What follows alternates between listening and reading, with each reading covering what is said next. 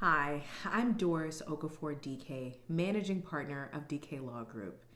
If you've been following our Instagram for the last couple of days, you would have noticed that we made several posts on Concierge Medicine, or the concierge business model. Now, in a traditional medical practice, a clinician or a medical provider takes insurance. Blue Cross, Aetna, Cigna, Medicare, whatever insurance a patient presents at their clinic. With the concierge model, the clinician decides to take a retainer or a cash-based fee for services rendered by the clinician.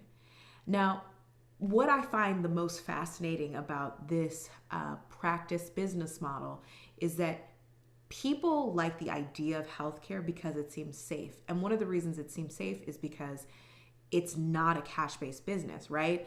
Like the payments that a clinician receives are based on an insurer. So instead of a patient being charged personally this astronomical amount of money, the insurance company is paying for the services.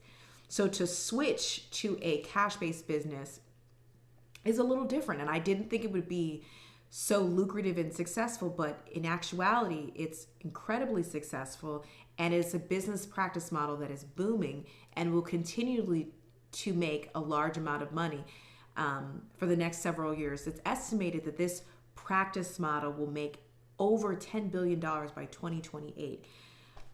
So if you're a clinician or a healthcare entrepreneur looking to start a new type of healthcare business, this is something to consider. I know it was a consideration for many people during the beginning of COVID because you could do telehealth visits and you didn't necessarily have to see your patients in person. And one of the beauties of this model is because there are less patients, the provider or clinician is not necessarily feeling burnt out. One of the things that providers hate is having to see so many patients and they're so tired because they're just trying to meet their maximum revenue for the year. So they've got to, see a certain amount of patients. Well, in this practice model, that's not necessarily the case.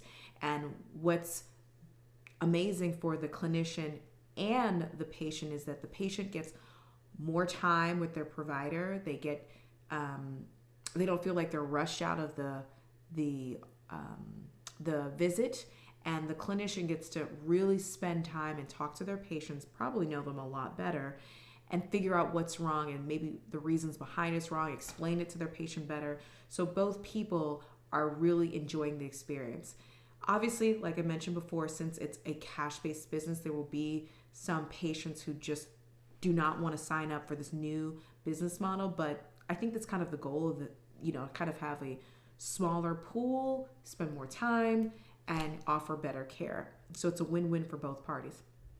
So again, if you're thinking about starting a healthcare-based business, you're trying to figure out what would be a good business strategy, this is something to consider in 2022.